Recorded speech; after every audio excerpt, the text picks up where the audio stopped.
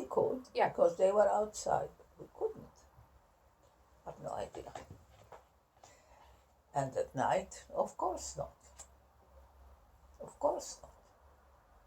And she prepared water for him and this and that and entertained him the whole night long, whatever. They were sleeping, not sleeping, I don't know. So you see, I never ever, after the war, mentioned his name to her. Because what she did was heroic. But knowing who he was, whether she did or she didn't, I don't know until today. Because we never mentioned it wasn't like it's taboo. She didn't, we didn't. It didn't exist. The only time, occasionally, when she asked me, I remember when we were in Israel and we were staying with friends, and she and I had one room, and when we went to bed and so on, we were talking, and then she asked me, tell me, Lili, did that really happen? That he came when he came and was there for 2 weeks? Did it really happen? I said, yes, it happened, yes. I don't know, how did we do that? How did we do that? That must have been 2 weeks from now. It was unbelievable. It was unbelievable. And she worked with this person who sent him these letters. And she never knew. She left for work and she never knew what she'll find coming back. Can you imagine how brave she was? And she said she wasn't at all brave, not a bit. She was a coward. And she was a coward. She wasn't a brave person. But what could she do? Situation and finished. Stuck. I think she had some common sense. And that probably helped. Definitely, but her character being what it was, like we know before, naively, not stupid, intelligent, highly intelligent. I don't know what she had to talk with him about, because I don't suppose they talked very much, you know. But she was highly intelligent, but she was very naive and very, very straightforward person for her to play such a part. I mean, she deserved 5 Oscars at least. Yeah. So tell me, because she was then sent back to Germany when the Soviets came. Twice. There was a thing that they were being evacuated, but the first time it was, you know, yes, they were going to be evacuated, but nothing happened because the Soviets retreated, so, you know, they didn't. But then in November 43, and then again it happens, and she calls us for a meeting and tells us that she's being evacuated back to Germany, which means she has to go. What am I going to do with you? Those were her words always. What am I going to do with you? To which Mr. Podoshin says, well, you don't need to worry about me and my wife. We have where to go. She says, oh really? That's wonderful. And so where are you going? So he tells her. And he says, well, that's very nice. And then she turns to my mother and says, and you, Frau Stern, have you where to go with Lili? My mother said, no, we don't, but you must not worry about that. You must do as you are told. And whatever happens, happens. Maybe we'll find something. I don't know. We have nowhere. So she says, right, to him, I want you to know, she says, that either all of you go or nobody goes. If you have where to go, you better see that you arrange for Lili and her mother to go. Because don't you forget while you are here, look at this girl. Thanks to her, you and your wife are here. So, if you want to go, you better do that. If not, nobody goes. That's how she was. Mm-hmm. It had to be honorable, it had to be honest, it had to be right. Principle is principle, finish.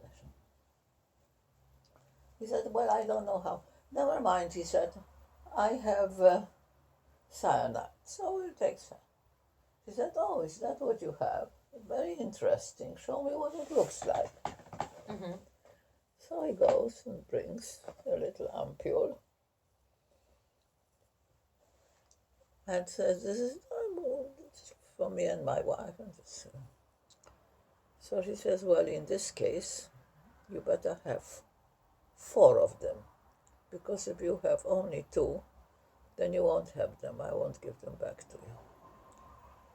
Either everybody or nobody. Mm-hmm. And so he, having been from way before the war, the manager of that very, very well-known pharmacy in Lvov called Mikolasha. It was very, very well-known. I think if it wasn't the top, then it was just that. And they were delivering medications to the Metropolitan and the church, the Ukrainian church, right? They were delivering from before the war.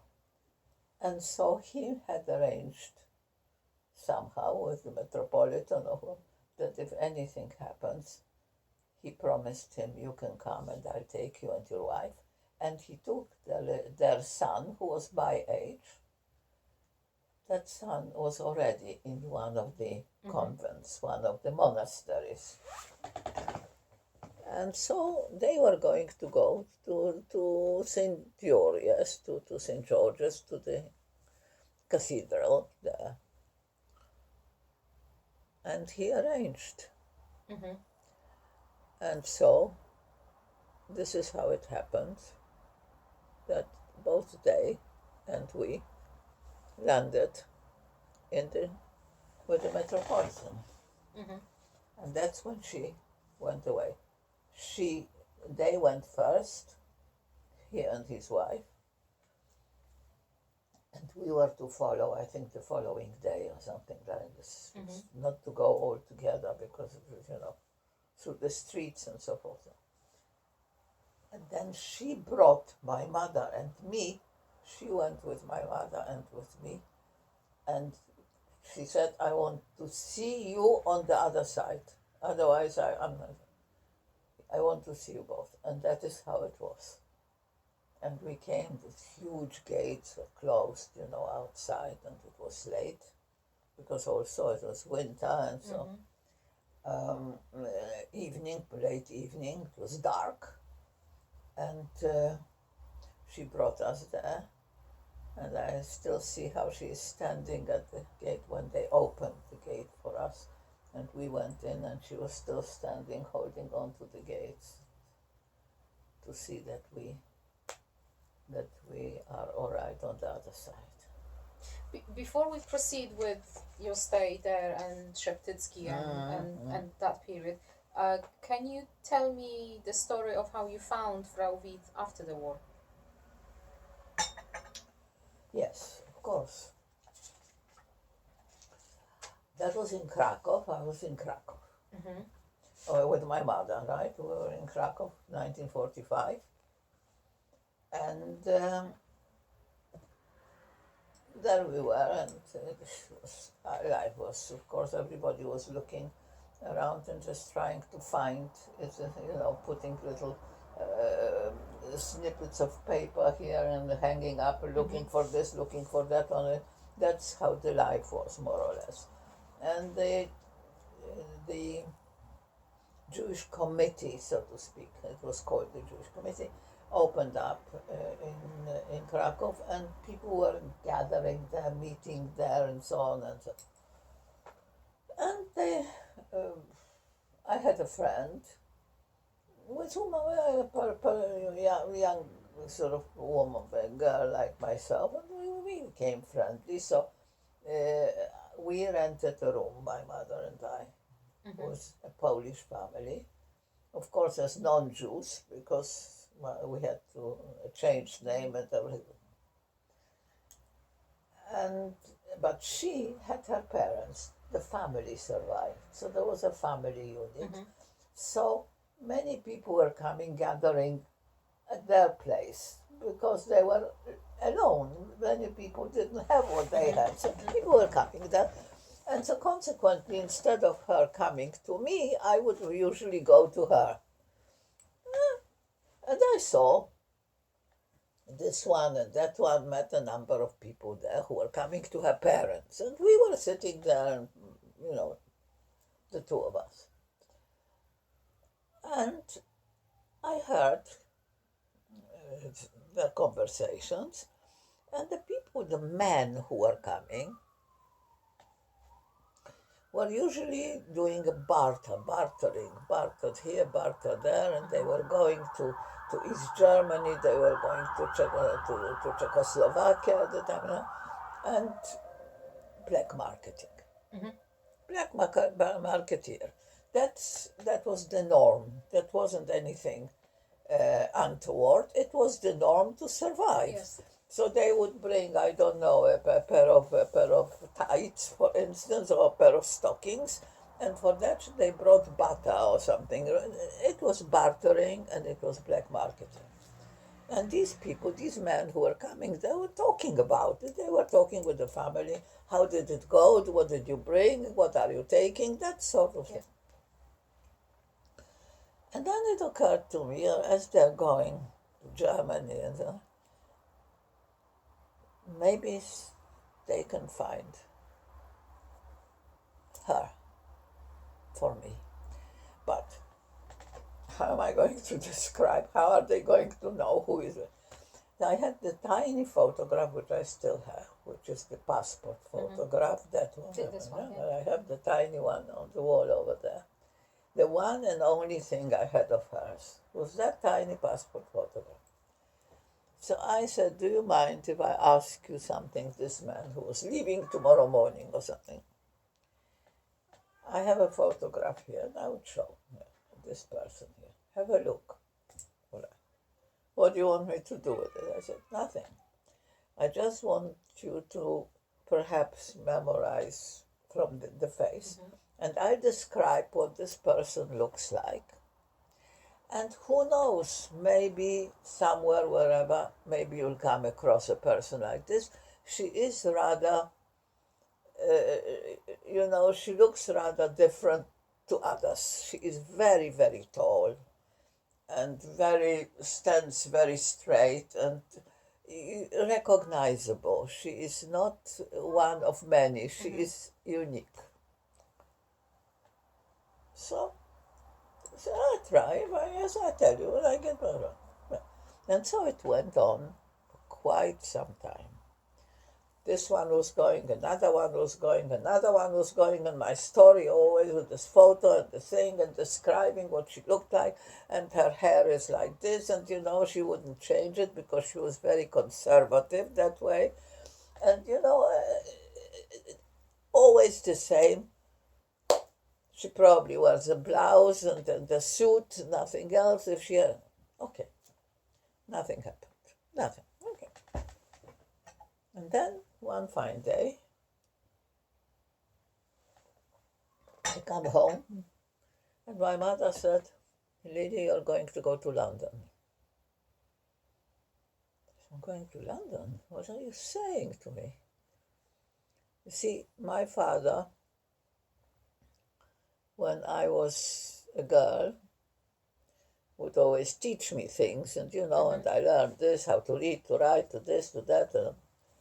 And he always said, you see, when you're at school and if you study, if you're a good pupil, if you study well, then I'm going to send you to school and to study in England. I'll send you to London. What did I know about London when I was 7, 6, 5 years old? Right? Well, I know. I'm going to send you to London and I'm going to send you to England. And that's where you're going to study. But first of all, you've got to learn very well. You have to sit and study here very well. Okay. So suddenly my mother said, you're going to London. I said, well, what do you mean, how am I going to London? She said, I just got the news that there is a rabbi from London who is collecting children. He's in Warsaw, he's collecting children, and he already has a list, and you were put on the list without us knowing, without asking. You were put on the list to go to London with this rabbi and those children. I said, without you? Yes. I said, well, then I'm not going. What are you saying?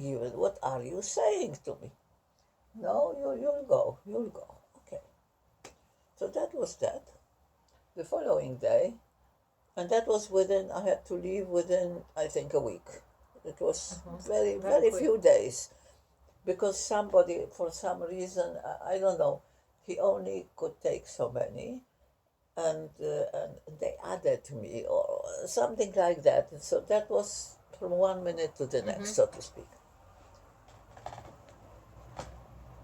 And so I come the following day and I tell my friend here, and I say, it's amazing, I'm going to go to London. She said, were you crazy or something? I said, no, I'm going to London because this man, and I tell her the story, and I said, I can't believe it. I mean, come home, let's go, and then tell my parents, maybe I can go too.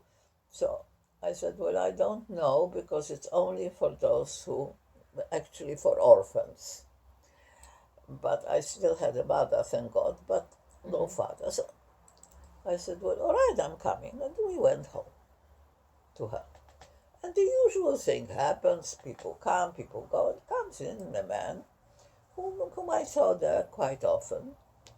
And he said he didn't take his coat off even. I remember him and see him like now, in that lovely coat and dressed, not shabby like people walk them elegantly dressed. And he says, I haven't got much time. I only came to say goodbye because I'm, going tomorrow morning. I'm off to wherever, Germany or somewhere. And so, what are you doing? So they ask him, what are you taking? What are you bringing?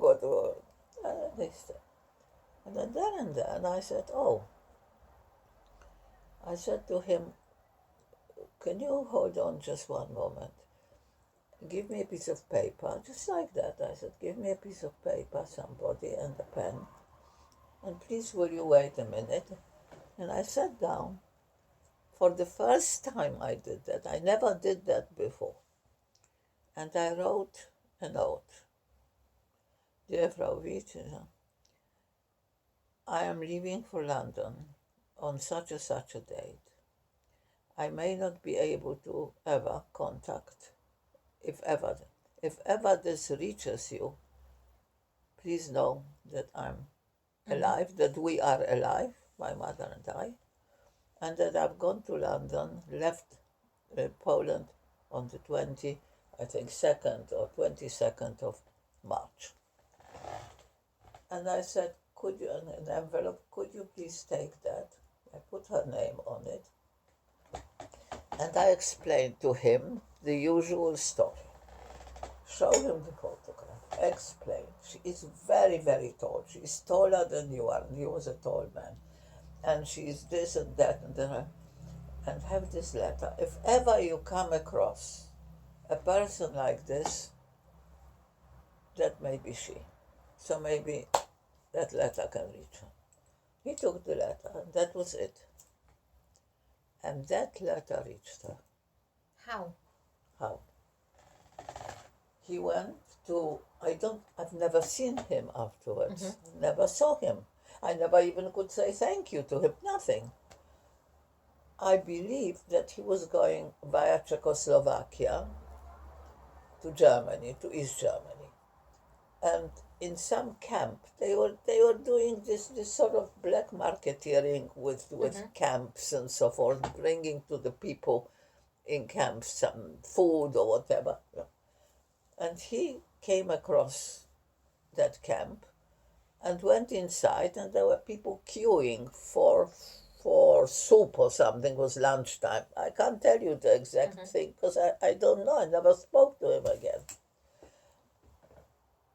And he went to do his business there, and suddenly he saw her towering upon over everybody else. So he came up to her and said, "Are you Frau Witt?" She looked at him and said, "Yes, I am." He said, "I have a letter for you here," and disappeared. And that's as much as she saw of him. And he gave her the letter. Can you believe that? Of all the times I tried, of all the people I said, this one comes, says, "I'm in a hurry because I'm leaving," in his coat. So then she found you in London afterwards? She immediately wrote, and of course, being German, being educated as she was, speaking 3 languages, English being one of them, fluently, she wrote in English to the main aliens department in Piccadilly, Swallow Street, wherever. She knew exactly where to write to. She wrote there, and in the letter saying that there is a girl by the name of so-and-so who should have arrived in London around that time, toward the end of March, because she left Poland on the 22nd of March. And I'm looking for her. And she gave her address, wherever she was. And I was at school at the time here, and I was called to the headmaster. And I thought, what have I done? My God, why am I called to the headmaster? He was one of those feared, with a stick and all, a terrible man. What about I come in, and there's an officer, a police officer standing, and the headmaster says, "Lili, you're going to go with this officer now," without a word of why, what. And I thought, I'm being deported. Why is the police taking me away? I'm at school. I haven't done anything. I came here officially, not all that in my head. Why am I? So that I had to go with this officer who didn't say one word to me all the journey, not a word, and not that I could speak, because it was really very, very close to, I don't know, a few weeks after I arrived here. My English was practically non-existent. I mean, I could just about communicate, And he brings me to that police station, takes me upstairs, and knocks on the door, and there sits a huge room, and a big desk behind which another officer sitting there. Come in, sit down, there's a chair in front of him with a desk, and he gives me a 3rd degree. He starts asking me all sorts of questions. Why did you come here? How did you come here? Who have you got? Why are you on your own? All questions. He knew, of course, everything about me. He knew everything about me. But like you see on films. And while I was trying to answer all the questions, being language difficulty and all that, And of course, I was very frightened. I didn't know what they want of me. I thought I'm being deported.